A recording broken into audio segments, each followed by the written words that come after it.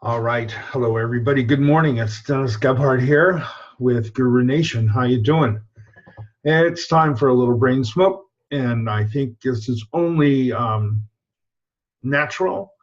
It seems like there's been a lot of things on social media, a lot of posting showing the Munsell color wheel.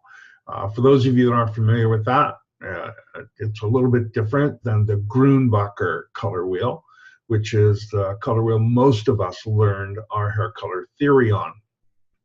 There's been lots of conversations about whether one is more accurate over another, and actually the fact is that they both are very, very important to work with. If you take the Munsell color sphere, because it's not really a wheel, it's actually a sphere, and you were to take a horizontal slice out of the center of that sphere, what you would have would be the Grunbacher color wheel. Why are both of these wheels important to understand? Well, first of all, because when we talk about hair color today, we only learn a very small part of what has to do with color theory. And I think that when you start delving into understanding color, there's more to it than what we were taught. For many of us, we were taught that coloring hair was like painting, and that's the way we talk about it, blue, red, and yellow. And those are primary colors because you can't create those by mixing, because we deal in subtractive color theory. So you can't create blue, red, or yellow by mixing two other colors together. But unfortunately, or fortunately, I should say, we see in what is called RGB. You guys may have seen that on your television sets. RGB, what does that mean? That means that in the back of our eyes, we have three receptors, or we have more than three receptors. We have receptors in the back of our eye that are identified as cones, that's the term, and they are color decoding receptors, and they decode three colors. One would be blue, one would be red, and one would be green. That's right, not blue, red, yellow, but blue, red, and green. You say, well, then how do we see yellow? We see yellow because on the visible spectrum, green and red, yellow is between them. So when you are looking at something that is giving you that yellow hue, you are using your green and your red receptors to distinguish that as yellow. So yeah, as complicated it is, but there's more to color theory than what we learned in beauty school. And I've been teaching on the color sphere my entire career, those of you who know that. I believe that we need to understand all aspects of color, both RGB color and both what we call subtractive color when we're doing our color formulations. That's the only way you'll be able to master what we do. Now, there's many of us out there that are technicians. That means we can follow a formula, we can follow a pathway. But what happens when we get taken off the pathway? Or what happens when we're presented with a challenge?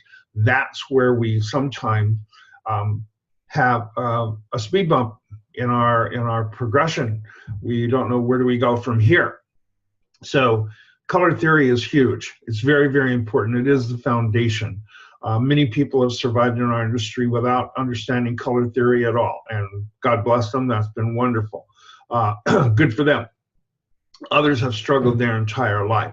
That is why even today in 2019, there is a fear when color is in the salon. There's always that slight amount of fear that people have. I hope I formulated it right. I hope it doesn't go sideways. I hope it doesn't go wrong. So really, you need to focus on building your foundation and understanding color.